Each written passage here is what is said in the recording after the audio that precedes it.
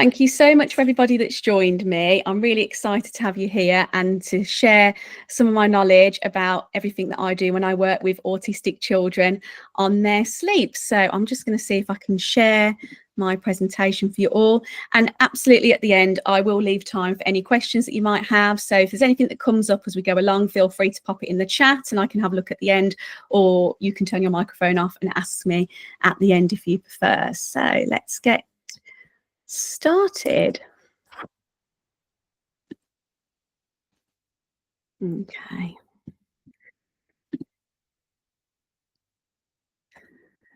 Lovely. So welcome to my masterclass. So as I said, this will be focused around supporting autistic children with their sleep, but also for children that might experience high levels of anxiety as well. It can be really appropriate for them as well, the strategies that we are going to look at this evening. So just a little bit about me for those of you maybe who haven't been following me for too long. I'm a mum myself. I have two daughters. My eldest is 10, almost 10. I'm jumping ahead already. I can't believe she's going to be in double digits when we get into January. And my youngest daughter is 7. And of course, as you can see in the picture there, we have our fur baby Rosie, who's currently snoring at my feet and keeping me company. So before I went into sleep coaching, I was a primary school teacher for 13 years. So that's what my background is. And that is where my experience with autistic children kind of started, working with autistic children in mainstream primary schools. In my spare time, I also volunteer for Childline, for those of you who may have heard of that before. So it's a service for children and young people under the age of 19 who can talk to a counsellor if they want someone to listen to. So I give up some time each week to respond to emails to those children that have emailed in. And obviously some of the work that I do there kind of filters in when I'm working with children and their families on my one-to-one work as well. So I actually certified as a baby and child sleep coach back in April. Quite quickly, even when I was going through my training, I kind of knew that the strategies that I was learning would not be appropriate for most autistic children. So I've got a real passion for working with children with autism. So I decided to then undertake further training so I could specialise further. So I'm now able to work with autistic children up to the age of 11. My background as a primary school teacher, I kind of saw firsthand the effects of sleep deprivation on young children while they were in school. I would have children that would come in and would tell me, or their parents would tell me, that they'd only maybe had 4 or 5 hours sleep the previous night. They would maybe struggle to concentrate. Some of them would fall asleep at some points in the classroom. But actually, me having the understanding, if they were coming in and they hadn't had a great night's sleep, it just meant that I could adapt my approach towards them. So just would give them a bit more TLC throughout the day, make sure that I would check in on them more regularly. But also I just knew how important sleep was in terms of their general well-being. Some of them in particular would be much more emotional and find things more challenging if sleep hadn't been great the night before. And as a primary school teacher, obviously I could help them in the educational side of things and the pastoral side of things, but parents would be asking me about what they could do with their sleep, and I would have absolutely no idea of how to advise or how to help them, which is why I'm so proud that now I'm able to offer that to families and give them the support that they deserve. So that's my background and how I came to be where I am today. So in terms of the statistics, 1 in 37 people are now diagnosed as autistic. And this is a huge rise since 2019, 317% rise, which is great in that it's been more recognised and more people are getting the diagnosis. But it's such a huge figure. And 80% of autistic people struggle with their sleep. So if your child is struggling with their sleep, they are definitely not alone. It is really commonly seen with autistic children. So why do they struggle with sleep? So before I go into ways that we can kind of support our children, I thought I'd just talk a little bit about the science behind it. So in terms of the science, 2 possible root causes. So autistic children are known to produce less melatonin than their neurotypical counterparts. So melatonin, for those who sure what it is, it's the sleepy hormone. So when it gets to night time and everything becomes dark, our bodies naturally produce melatonin, which is called the sleepy hormone, because it's what makes us feel sleepy and helps us to go to sleep. And autistic children have, there are studies that show they just don't produce as much as we would expect. So some of them will struggle because they haven't got that hormone working with them. Another possible reason is that they are more likely to experience circadian rhythm disorder. I always describe this as you feel like your autistic child is working to a completely different time zone to what you are. So for example, maybe they're not going to sleep until quite late. Some of them will wake for really long periods in the night, or some of them are just ready and raring to start their day way before we would want to. So that circadian rhythm disorder is just they're just out of sync. Their body clocks aren't working in the way that we would kind of like it to, I suppose. So in terms of the science, those are some possible reasons, but I also did want to touch upon another reason. Now, I've suffered with anxiety myself. My eldest daughter, although she isn't autistic, has suffered with anxiety, and it has affected her sleep as well. So whenever I'm working with autistic children and their families, I always assume that anxiety is involved somewhere. It can be easily masked. So some of them are really good at hiding it. But actually it affects 8 out of 10 autistic children. So they're more likely to experience anxiety than not. And it's something that can build during the day. So little things throughout the day can be triggers. And by the time we get to bedtime, it's reached an absolute peak. And if you are filled with anxiety, you're not going to find it easy to drop off and feel relaxed and go to sleep. On the other hand, some children can actually fall to sleep quite quickly, but then what's happening is that waking up in the night and that anxiety is taking over, and then they're finding it really difficult to go back to sleep. So with my daughter, it was at the beginning of the night, so things would have happened throughout the day, and then we'd go through the bedtime routine, put her to bed, and say good night, and she'd be awake, and then eventually something would come out that she was worried about. So we'd have to work on that to help her to go to sleep. So kind of all the strategies that I'm going to speak to you about today do take anxiety into account. And it's all about, when we're working with our children on their sleep, that we are making sure we are not heightening any anxiety. We want to reduce it as much as possible, make them feel really comfortable and really secure in their sleep environment and their sleep space, and also in terms of sleeping by themselves.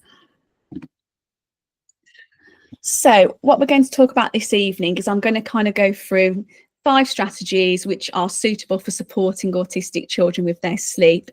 If you follow me on social media, you know that I will bang on about that traditional sleep training methods are just not appropriate for autistic children.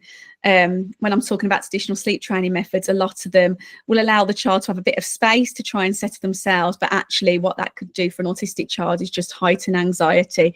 So kind of anything that they need currently in order to help them to sleep, if you're looking to move away from certain things, it's about doing it really gradually, really slowly, and also only changing one thing at a time. As well, with autistic children, as you know, in terms of their processing, they need extra time to process things. So changing too many things isn't very helpful for them. So we'll go through the 5 strategies, and hopefully you'll be able to take something away that might work for your child. So the first thing I want to talk about is sleep environment. Sleep environment is really important for all children if we want them to get a good night's sleep and for them to feel safe and secure in their bedrooms or in their sleep spaces. But just it's even more so for autistic children. And it's about thinking about their sensory needs and taking all of the senses into account and making sure that you are eliminating anything that might be triggering for them or upsetting for them. And sensory needs can change as children get older as well. So I'm going to talk about sensory seekers and sensory avoiders, because the way I would set up their sleep environment would look different, but your child may change their preferences as they grow. So I'll start with sensory avoiders. So I'm just going to go through kind of some of the common indicators that your child is a sensory avoider, and then we'll look at how to set up their bedroom so that they can feel secure in there. So in terms of our sensory avoiders, things like they don't really like being hugged, they don't like big movements, they'll be quite resistant to kind of being rocked or bounced to sleep or being cuddled to sleep, very sensitive to certain materials or clothes, you know, don't want to feel uncomfortable. In terms of foods, I know that a lot of autistic children like certain foods that they know are always going to taste the same. I know that fruits can sometimes be a tricky one because 2 strawberries do not always taste the same. So sometimes they will avoid certain foods or certain textures because they don't like them. They're more likely to get upset at loud noises or suffer from motion sickness. So if you're out in the car, also they don't like being moved around too much or sudden movements, or you might find that they are squinting at bright lights as well, and will sometimes demonstrate anxious and stressed behaviour. So if some of those indicators sound like potentially your child, then these are some of the things that I would look at in terms of their sleep environment to build it up for success in terms of helping them with their sleep. Excuse me one second.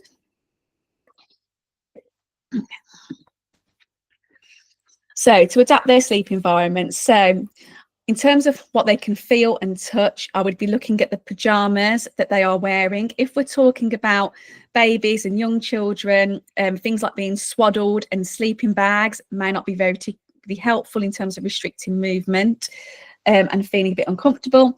So just make sure that pajamas are nice and loose, and usually 100% cotton sheets and clothing can feel a lot more comfortable for them. Smell is another one. I heard of a family where they would put their child to sleep and they were actually getting disturbed by the cooking that was going on downstairs. So they'd put their little one to bed, go downstairs to make their dinner, and the smell that was kind of drifting up the stairs was really triggering for that particular child. So it's useful if you can to try and avoid any external smells. So shutting windows, use of a dehumidifier or a fan can also help to circulate fresh air around the room. And also if they are kind of having any lotions on them before bed or a shower or a bath, it's just avoiding anything that's really strong smelling that might cling to them and linger. I know you can get like non-scented things that can be really helpful. In terms of the oral, toothbrushing might be an absolute trigger for these type of children. I'm going to talk a little bit more about brushing teeth later. That comes into something else. But using a softer toothbrush can be really helpful. And in terms of sound, I feel like we see everywhere that white noise. Do you use white noise? Are you making sure you use white noise to block everything out? And white noise is great because it can block out anything external and it can keep that sleep environment really consistent. But actually evidence has shown that for some autistic people, the white noise actually sounds really unpleasant to them. So there's like a really unpleasant tingling or ringing that they get in their ear that they just don't like it. So I would avoid white noise. I mean, if you can do silent, that's great. However, I was speaking to a mum of someone that was a sensory avoider but was getting woken up by the birds.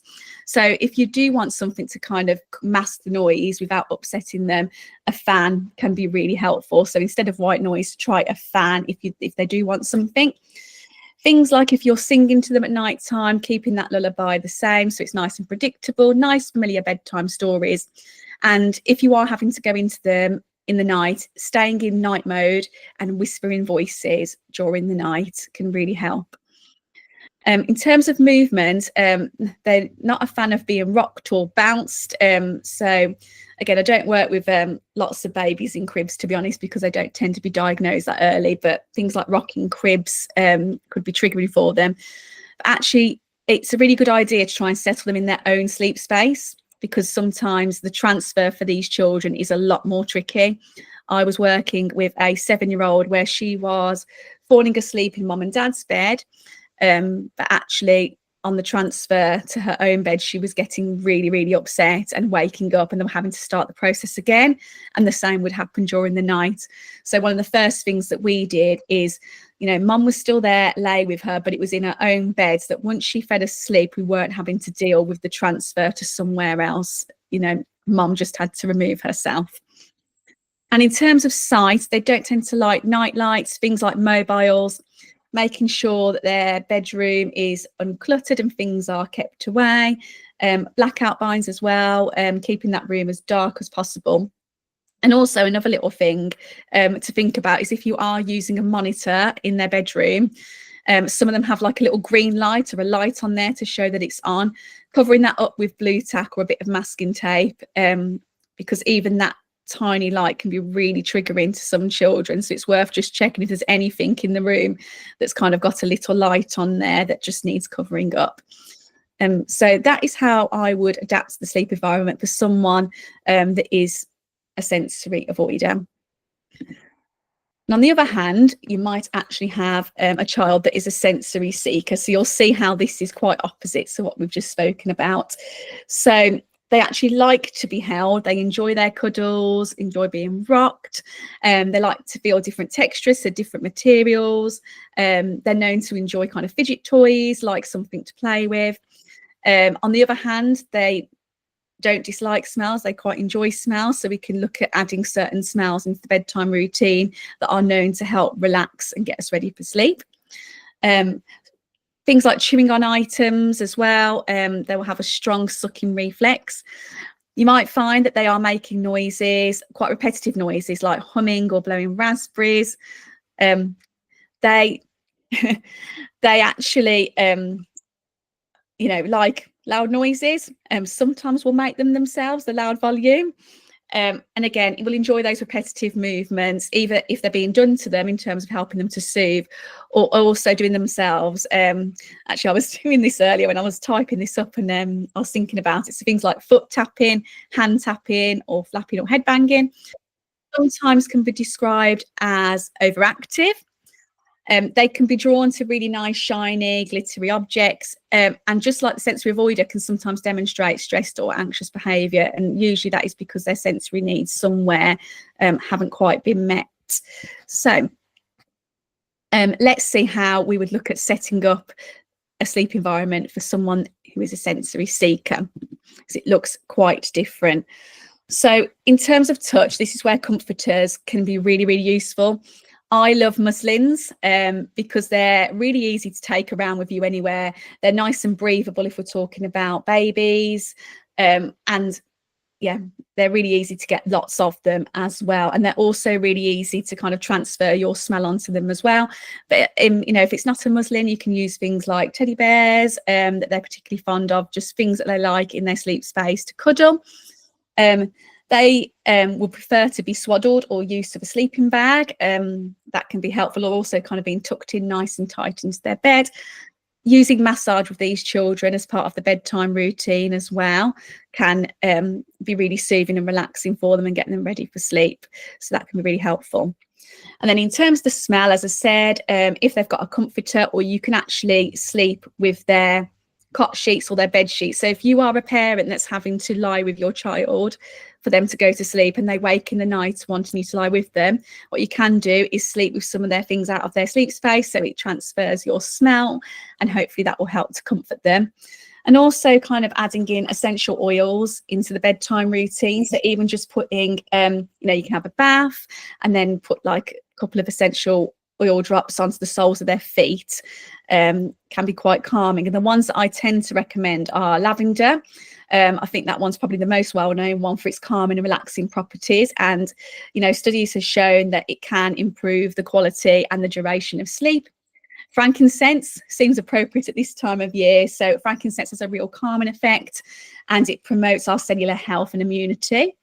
And also chamomile. Chamomile actually has a sedative effect, which can be really helpful when we want them to go to sleep, but also can ease any digestive upset, which I know a lot of autistic children can experience as well. In terms of the oral, so sometimes they like to chew toys to help them to go to sleep, but obviously just take care with what you're leaving with them to chew on, and just check in their sleep environment there's nothing in there that they can chew that could potentially cause a problem. And in terms of movement, these children will prefer to be rocked and bounced and swayed. So maybe you can do that as part of your bedtime routine. Also making sure they have plenty of active movement during the day. And even you can include in the bedtime routine as well. I was going to say, again, this kind of goes against what we hear out there when people say, you know, children need a really peaceful and relaxing bedtime routine. Actually, for some autistic children, that just isn't appropriate. They actually need those big movement breaks to help them to regulate before they go to sleep. So actually, a lot of the things that I advise with families that I work with is 5 minutes before the bedtime routine, crazy time. So, you know, kind of getting them up, they can run around and, you know, jump on a space hopper on the trampoline and just kind of let that final burst out can be really helpful. But just making sure they've had plenty of opportunities to do that through the day as well, which I know can be a little bit more difficult if they've been at school, because it's kind of out of our control there, isn't it? And in terms of sights, they do prefer night lights on most of them, but I would recommend using a red night light. There's lots of evidence that shows that kind of the regular kind of white lights, or the blue lights in particular, will inhibit any melatonin being produced, and potentially they're already not producing as much as they should be. So we definitely don't want to be inhibiting that. So red night lights are what I recommend to all families that I work with, whether they're neurotypical or neurodivergent. Always go for red lights. That's the first thing I changed actually when I did all my sleep training. Both my girls have red night lights now, which they didn't have before. So that's kind of the first thing I wanted to look at in terms of how to set up their sleep environment. So hopefully you can take something away from that. It can be really useful as well to involve your child in that as well. So you can talk to them about, you know, what they like about their sleep environment, what they don't like, anything that you need to change. If your child is non-verbal, you can do that by getting them to point at things that they like or they don't like in their room. And actually it'd be quite nice if you want to work on sleep to kind of get them involved, so they feel like they've got a sense of control. That can be really helpful as well. Okay, so next thing I wanted to look at was, oh, excuse me, I'm jumping ahead of myself, the bedtime routine. So again, bedtime routine is really important for all children, but can look very different for autistic children. Again, not necessarily following what we keep hearing about, you know, kind of bath, teeth, pajamas story, milk, bed. That doesn't work for every child. So it's about coming up with a bedtime routine that works for you as a family, and more importantly for your child. One of the things that I do with families I work with is I do really encourage the use of visual supports. I think this comes back from my teaching days, but I actually saw when I was teaching, if a child was experiencing a bit of anxiety coming into school, the use of a visual timetable can be so helpful for them, because it just shows that they know exactly what's happening next. Sometimes they know how many steps they've got until they've got to bed. And also you can add some activities in there that they enjoy and they look forward to, so they can see they've got some nice things coming up. My youngest daughter, we had to do this when she was at school. So again, talking kind of from a primary school teacher perspective, but when she was in year one, she kind of went through a real phase of not wanting to go in. And when we got to the root of it, is because, well, I don't really know what's going to happen each day, and sometimes the timetable that's on the board doesn't match what we actually do. So the teacher made sure that when she went in, she had her own personal one, and obviously made sure that it was kept completely up to date for her. It's just a way of trying to reduce any anxiety and help them feel really secure. It reinforces that predictability, so they know exactly what's coming, and it's a really good idea to try and keep it similar each night.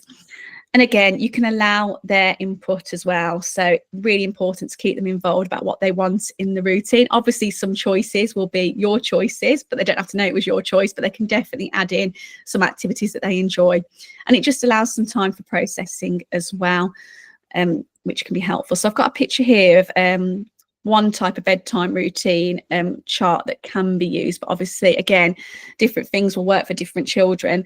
So this one here, we've got pajamas on, brush teeth, Lego, and into bed. And once the child has done each activity, this chart actually gives the option where you can fold it up, so you can use like the Velcro dots. So once they've done the activity, you can cover it up or you can take it off. Some children quite like that if they can see that they've completed the task. And then here we've got the Lego. So I was thinking maybe this child doesn't particularly like brushing their teeth. So let's plan in a nice activity that they enjoy straight after brushing their teeth before they have to get into bed. So again, you can talk to your child about things that they enjoy. So again, it can be iPad time. We're told not to have screens before bed, but actually if it helps your child to regulate and it's something that's going to help them, then absolutely you can go for it. Or, you know, if they want to do some colouring, so adding in activities they enjoy amongst those ones they don't find so pleasant can be really helpful. Now, teeth brushing can be a real trigger for some children, so actually it doesn't need to be part of your bedtime routine. If there is anything that your child is really getting upset with when it comes to doing it, like brushing teeth, having a bath might be another one. Sometimes it's worth thinking, can we move that to another part of the day? So can they have dinner and then brush their teeth and then go off, you know, and spend time in a den or have their screen time before the bedtime routine starts? If it's a bath, could they have their bath when they come straight in from school? There's kind of no rules that it has to be in that routine. So if something isn't working for your child, see if you can move it around and take it out and place it somewhere in the day, or place a really nice activity that they enjoy after they've completed it. This chart that I've got here has got 4 activities on it. Again, that might be too much for some children, so you can just simply do a now, next, and then, where you've got 3 activities, or even a now and next for those children that really need that time to process information and like to have those small steps. So there are different ways that you can adapt that for different children. Okay, and then demands at bedtime. So just wanted to talk about thinking about the language that we're using around certain things at bedtime to try and help take the pressure off them, and obviously work on reducing any anxiety. So when we reduce demands, it can actually prevent someone from entering a fight or flight mode and can just help to build a safe environment. This is especially important for if your child has a PDA profile. So if your child has pathological demand avoidance, this is even more so important. So if you're not aware of PDA, we can only have PDA if we are autistic. It's not something that is kind of separate to that. And they just experience really high levels of anxiety around demands or requests that we would see as everyday things. So it's thinking about the language that we use and kind of keeping it as indirect as we can and try and keep an even tone of voice. So I'm going to go back to my toothbrushing example because that is quite a common one. So a high level of demand would be, you need to brush your teeth now. I'll be honest, even my girls don't really like it when I say that, and usually I'm saying it because I'm trying to rush them along. So it's thinking about the language that you use. A medium demand would be, your toothbrush is loaded up. So you've got the toothbrush ready, it's been left on the side. You've not told them they need to brush their teeth now, but from what you're saying, you're implying that they need to go and brush their teeth. And if you need to go even lower demand than that, it's like, oh, I'll just leave your toothbrush here ready. And that can really help as well. It can mean that your bedtime routine takes a little bit longer than what it usually does, but actually the key is to remove the pressure and your child doesn't feel rushed and everything just feels calmer, rather than it being a shorter bedtime and kind of you're entering into battles with them, or they're getting really upset or really triggered. So that can be really helpful. And actually, I wasn't going to speak about this, but it's just come to me in terms of demands at bedtime, their demands as well. So I don't know if you saw on my Instagram today, I did put a reel up about how many of these have you heard? Oh, just one more cuddle. Oh, I need to go to the toilet. Oh, I need to get a drink of water. These are quite common from children that don't want to stay in their bed and are just trying to kind of do anything they can to get out of the bed. So actually what can be really helpful is a bedtime pass. So put to bed, obviously making sure if it is things like a drink that they're getting up for, making sure there's a drink that's available for them. So you're trying to eliminate any chance of them asking. If they always ask to go to the toilet, just making sure they've gone to the toilet beforehand, make sure they've had that last cuddle, that last story. But actually it could be quite nice if they are getting out, you can give them a bedtime pass. So it's they're getting to bed and they've got one bedtime pass, which means they're allowed to get out of bed before they have to go in. Now, if you do have a child that gets up multiple times and one bedtime pass isn't going to cut it, it can be an idea to give them a few, to kind of work out how many times they're getting out, kind of start from there, and you can slowly take bedtime passes away, slowly reduce them to kind of hopefully keep them in their bed without coming out a million times asking for loads of different things. And again, you can get them really involved. They can even make the bedtime passes themselves, which can be quite nice. Okay, fourth thing I want to talk about, this is a method that I sometimes use with children who have a delayed sleep onset. So children that you're putting to bed at like 7, 8 o'clock and it's 11 o'clock and they are still awake. So the first thing I would do before doing this is I would make sure everything else is in place. So make sure they've got their visual aids, make sure the bedtime routine is looking really good, check that their sensory needs are met and the sleep environment is set up for success. And also, if you have a child that is still napping, making sure that they're not napping too much in the day, so that everything else is in place before moving on to this. So essentially what happens if we're, I keep saying on my Instagram, stop trying to put your child to bed at 7 o'clock when they're falling asleep at 11 o'clock. I think we just keep hearing it drummed into us about children need a 7 o'clock bedtime. But actually, if they're not falling asleep too much later, it's kind of teaching them that, okay, this is what happens when I go to bed. I get into bed and I just lie here for ages until I fall asleep. I worked with a little girl that was like this, that was lying in bed and it was hours. And actually she was very anxious and she was very aware that she should be asleep. And, kind of mum was starting off by sitting with her, but she was taking that long to fall asleep. Mum was like, I can't sit in with her all evening. So she'd pop in and out. But every time mum popped in, she was like, I'm still awake, I'm still not asleep. And her anxiety was just rising. I thought there is no way she's going to fall asleep because she's so worried about falling asleep. I think we've all been there when you wake up in the night and you look at your phone, you think, oh, if I fall asleep now, I'll have this many hours sleep. Oh, if I fall asleep now, I'll have this many hours sleep. So it just didn't help her anxiety. So bedtime fading, I would always start by keeping a sleep diary for 5 to 7 days. Sleep diaries are great because things can jump out at you and patterns can be spotted that maybe you haven't spotted before. But basically, it's to act as a baseline as to when your child is actually falling asleep. So not the time they go to bed, the time that they are actually falling asleep. Once you've established that, so let's say they're not falling asleep until 10 o'clock in the evening. On the first night, you make their bedtime 20 to 30 minutes later, which sounds painful and scary, but remember, while you're doing it, you're trying to get them to that earlier bedtime. It's all about trying to reset their body clock and set their body clock up so they can fall asleep later. So in that time between 10 o'clock and that new bedtime of 10:20, 10:30, you can add in calming and quiet activities, things they enjoy. So things like colouring, drawing, jigsaws, things like that. And then you put them into bed and you time them. If it takes 15 to 20 minutes for them to fall asleep at the new bedtime, that's great. That's what you want. So you repeat it on night 2. If it takes longer than that, then on night 2, you make bedtime 15 minutes later. So instead of 10:20, it's 10:35. And again, you're waiting for them to fall asleep at that new time within 15 to 20 minutes for 2 nights. And once you've done that, you can start to bring bedtime 15 minutes forward. And again, repeat for 2 nights. Bring 15 minutes forward. So it's a very slow, gradual process, but it's very slowly just nudging their body clock back into the correct place.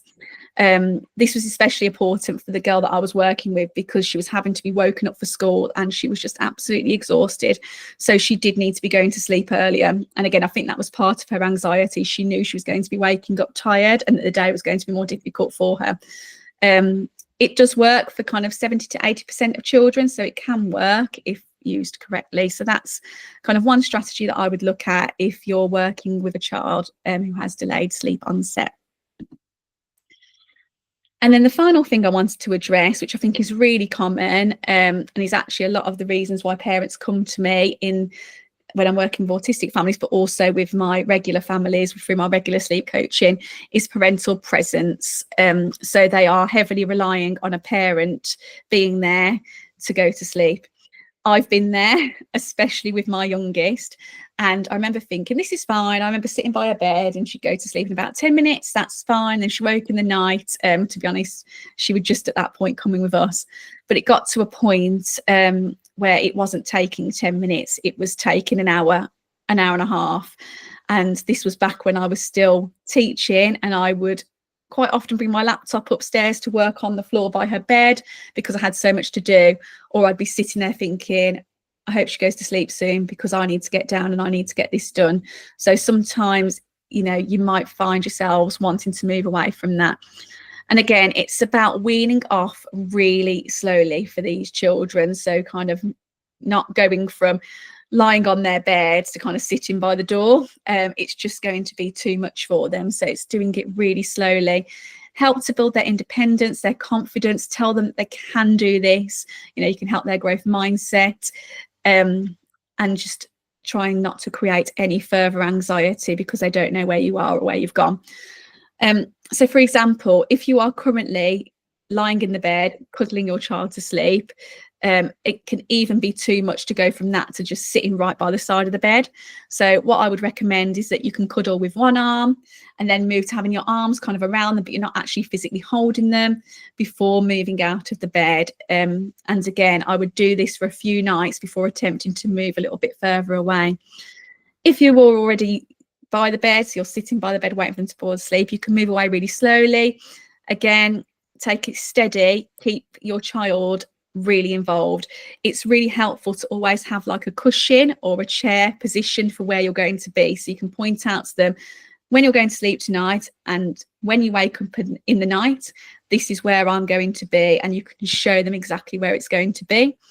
And if they do get upset, you can reassure with touch and get up and go to them and reassure them. You know, you can, whatever they need to be comforted, whether that's stroking or just even by voice. And again, you can wean that off really, really slowly and reduce the need each night.